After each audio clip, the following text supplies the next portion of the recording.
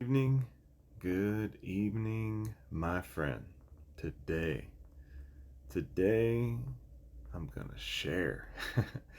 I'm sorry that I've been slacking, man. I'm tired.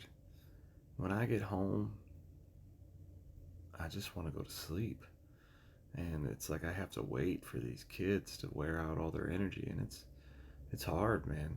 But intense times for me right now. Just trying to get ready to finish two houses and put them on the market. So, anyways, no excuses. James 5:19. Brothers, if any of you do err from the truth, and one converts him, let him know that he which converts the sinner from the error of his way shall save a soul from death, and shall hide a multitude of sins.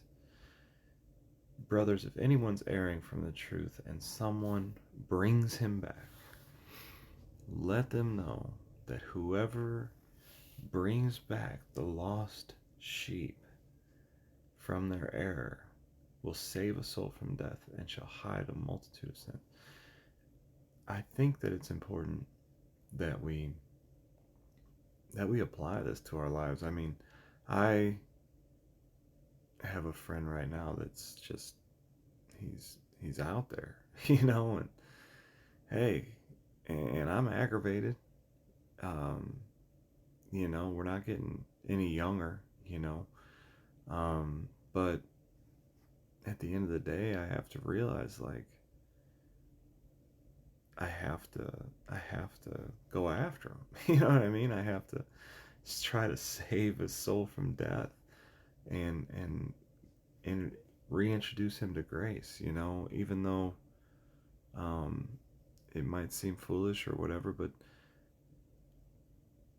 it would probably seem foolish if we really thought about how God sent Jesus to us and how Jesus pursued us, even though we were in our stubbornness and our um, rebellion, and we weren't seeking Him.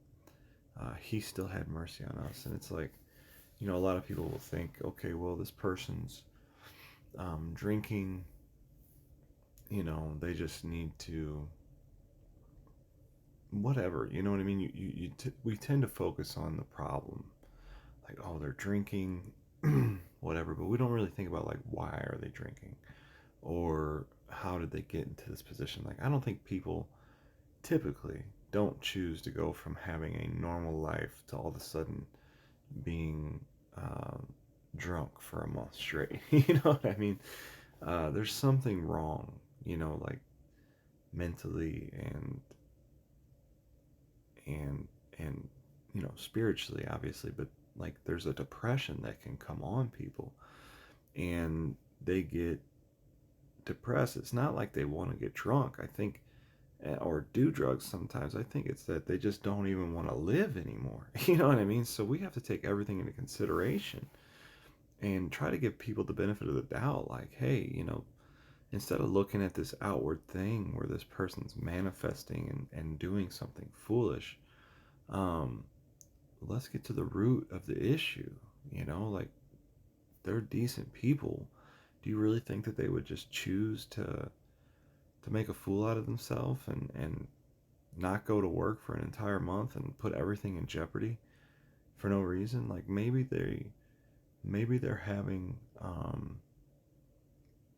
some serious issues where they're depressed and the enemy's just getting a foothold and convincing them that they're unworthy, and who and that they just need to die.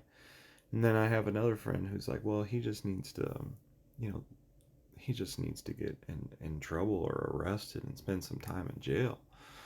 And it's like, okay, yeah, that does work for some people, but that could make it worse. Because then you're already depressed, you're already disheartened, and then you get arrested and you get in jail, and then you're really, you know what I mean? Then you really just takes all the wind out of your sail, and you're ready to probably just end your life. You know what I mean? So we got to be careful how we judge people, and really just we really need to put things in perspective of having mercy and grace on people. It says mercy triumphs over judgment.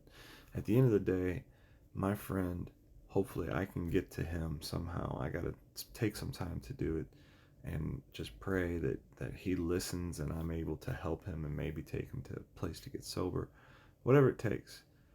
Just like whatever it took, Jesus was laid down his entire, forsook a throne and laid down his life for us. Like, we can't give our friends a couple days to try and really hear them out and help them get back on their feet, or whatever, or however much time it is. It doesn't matter, because we will save a sinner from the error of his way and spare their soul from death.